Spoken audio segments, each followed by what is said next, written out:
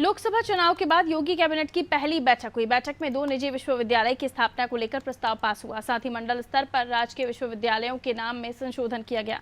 बैठक के बाद प्रदेश के उच्च शिक्षा मंत्री योगेंद्र उपाध्याय ने अनादि टीवी से खास बातचीत की। क्या कुछ कहा उच्च शिक्षा मंत्री ने, आइए आपको सुनवाते हैं।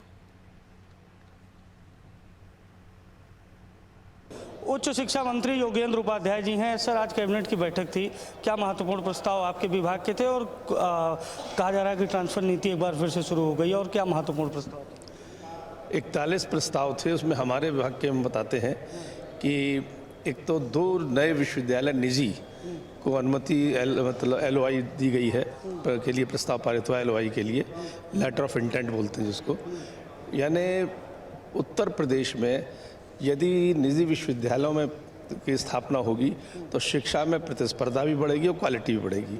इन दोनों के लिए माननीय योगी जी पिछले 2 वर्षों में लगभग 22 से लेकर 24 तक LOI और LOP मिल चुकी हैं। उसमें 2 नए विश्वविद्यालयों को अभी मिली है। ये कहाँ पे होंगे नए विश्वविद्यालय? एक है बरेली और एक है गाज़ियाबाद।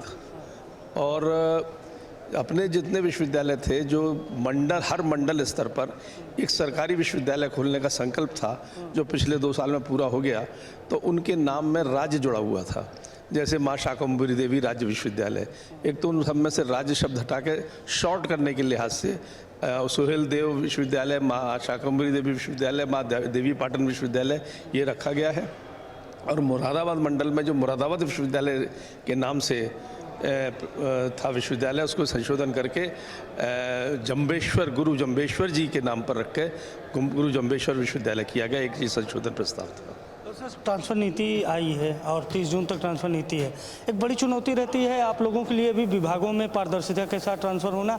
आपके विभाग के लिए क्या क्राइटेरिया तय किया? सब विभागों के लिए जनरल क्राइटेरिया 3 साल से एक जिले में 3 साल से अधिक रहने वालों का और मंडल में 7 साल से अधिक रहने वालों का ट्रांसफ़र, और जो कुछ ऐसी संवेदनशील डेस्क पर बैठे उनका ट्रांसफ़र, ये एक नीति बनेगी, वो आएगी।